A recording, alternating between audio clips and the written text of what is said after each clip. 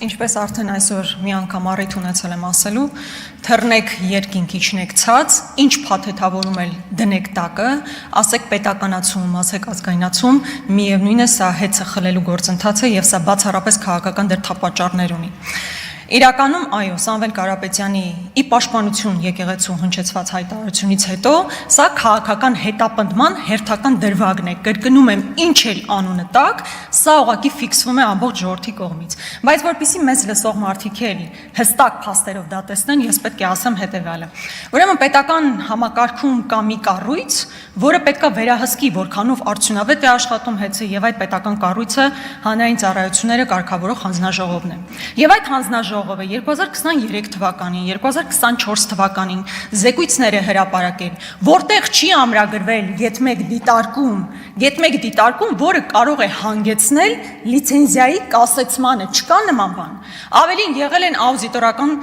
քննություններ, հարկային ստուգումներ, ելի չի բացահայտվել գոնե մի դրվագ, համապատասխան որի պետք է լիցենզիայի գործունեությունը կասեցվի։ Կամ լավ, մարդիկ ասում են մենք ավելի լավ կկառավարենք։ Եկեք հասկանանք ովքեր են այս մարդիկ, որ ավելի լավ էին կառավարելու։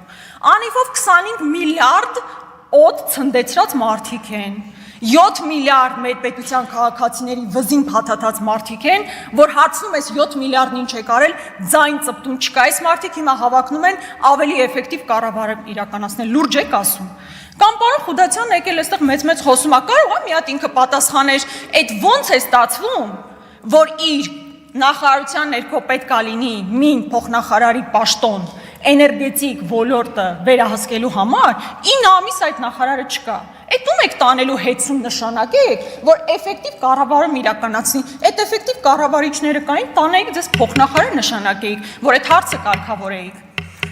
Սա պարոն Վարդանյան հանգեցնելու է նրան, որ մեր միջազգային հեղինակությունը էականորեն դժելու է եւ միջազգային դատական հայցեր են ներկայացնելու ճիշտ այնպես, ինչպես Սանիտեկը, Air Arabian, Լիդիանը։ Շնորհակալություն։ Մեր հեղինակությունը շատ բարձր է, երբ որ ձեր Վահե Հակոբյանը։ Շատ կարևոր մի բան եմ ուզում ասել։ Սամվել Կարապետյանը հայտարարել է,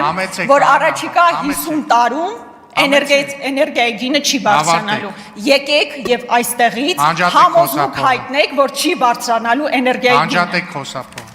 Համեցեք